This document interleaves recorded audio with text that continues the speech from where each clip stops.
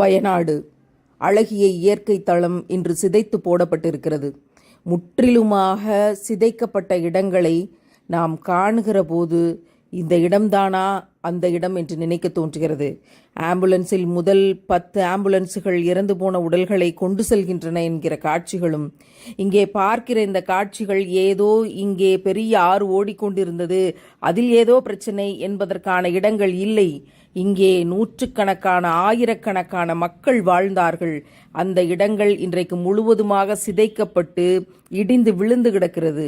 எப்போது நீருக்கு கோபம் வரும், எப்போது அது பொங்கி எழும், எப்போது நம்மை அது அழிக்கும் என்பது நம் கையில் இல்லை என்பதற்கான ஆகப்பெரிய அத்தாட்சிகளாக ஒவ்வொன்றாக ஒவ்வொரு ஊரிலும் நடந்து கொண்டேதான் இருக்கிறது.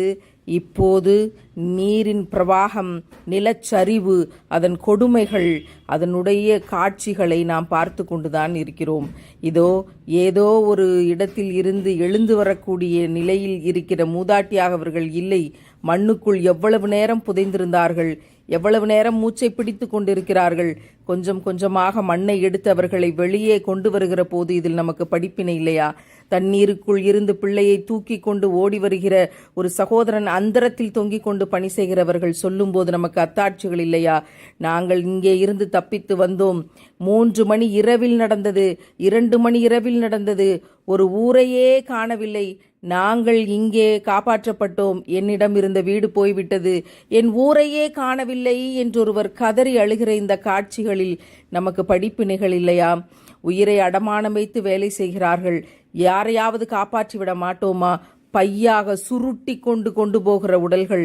தன்னுடைய எஜமானரையும் தன்னுடைய வீட்டையும் நிலச்சரிவுக்கு மத்தியிலே உறவுகளை தேடி ஒரு நாய் கூட அலைந்து கொண்டிருக்கிறதே.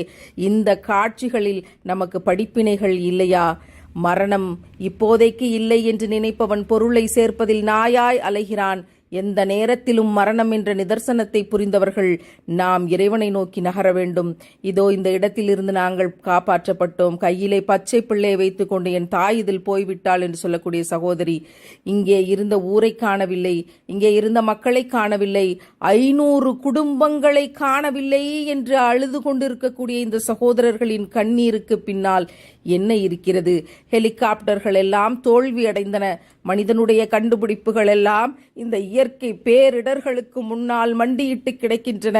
மனிதா, உன்னால் என்ன செய்துவிட முடியும் என்று இந்த இயற்கையினுடைய அத்தாட்சி நம்மை பார்த்து கேள்வி கேட்கிற நம்முடைய அத்தனை அறிவும் தோற்று போயிருக்கிற இந்த தருணங்களை பாருங்கள். இந்த சகதிகளுக்கு மத்தியில் ஏதோ கிடைக்கிற பிரெட் துண்டை உண்டுவிட்டு இந்த மக்களை காப்பாற்றி கொண்டிருக்கிற இந்த சகோதரர்களை பார்க்கிற போது கண்ணீர் பெருகுகிறது. நாம் என்ன செய்ய முடியும்? அழுது கொண்டிருக்கிற இந்த சகோதர சகோதரிகளுக்காக நிறைய பிரார்த்தனை செய்ய வேண்டும். இங்கே பாருங்கள், செலோடேப்பை வாயால் பித்து இறந்து போன உடல்களின் மீது ஒட்டி கொண்டிருக்கிற ஒரு மருத்துவரை பாருங்கள். அந்த பெண்மணி எத்தனை கலக்கத்தோடு செய்திகளை பதிவு செய்திருக்கிறார்கள் என்பதை செய்தித்தாள்களில் படிக்கும்போது நம்மால் கண்ணீரை கட்டுப்படுத்த முடியவில்லை. இவற்றிலெல்லாம் நமக்கு படிப்பினைகள் இல்லையா? ஒவ்வொரு இறந்து போன உடல்களையும் ஆம்புலன்ஸில் ஏற்றிக்கொண்டு போகிறவர்களுக்காக, உயிரோடு இருந்து இந்த பணிகளை செய்கிறவர்கள் சாதி, மதம், இனம், மொழி என்று எந்தவிதமான வேறுபாடும் இல்லாமல் இந்த சமூகம் அவர்களுக்கெல்லாம் உணவுப் பொருட்களையும் குடிநீரையும் கொடுப்பதற்காக ஓடிக்கொண்டிருக்கிறார்களே. இந்த மானுட நேயத்தை பாருங்கள். இதில் நமக்கு படிப்பினை இல்லையா? இதில் நமக்கு அத்தாட்சி இல்லையா? சமூகமே, விழித்துக்குள்.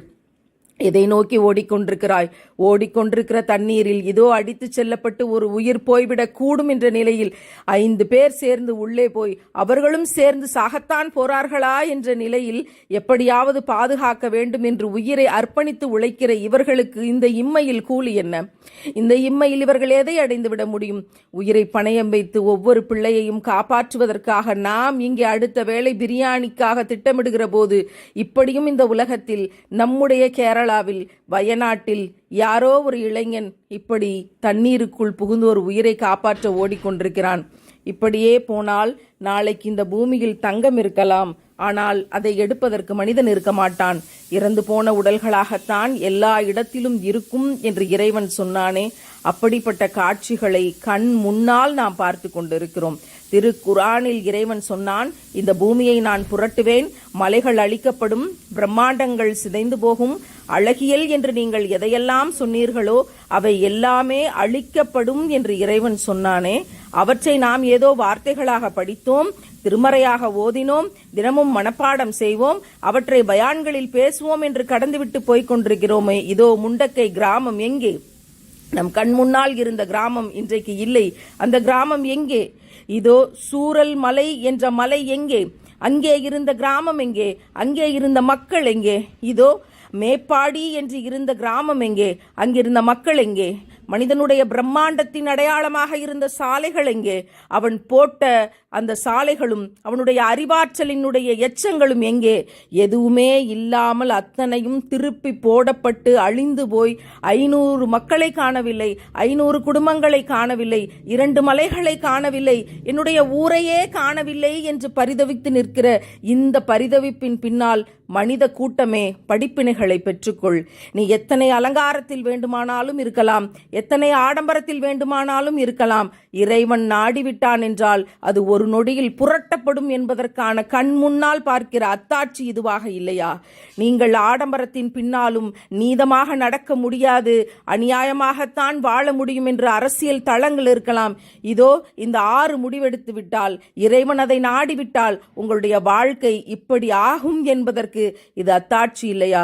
மனித கூட்டமே, இங்கிருந்த மலையை காணோம், எத்தனை உசுறு போச்சுன்னு தெரியல என்று வயநாடு நிலச்சரிவின் சேதங்கள் குறித்து உள்ளூர் வாசிகள் விவரிக்கக்கூடிய ஒவ்வொரு காட்சியிலும் நமக்கு அத்தாட்சிகள் இருக்கிறது. உங்கள் கார்கள் எங்கே?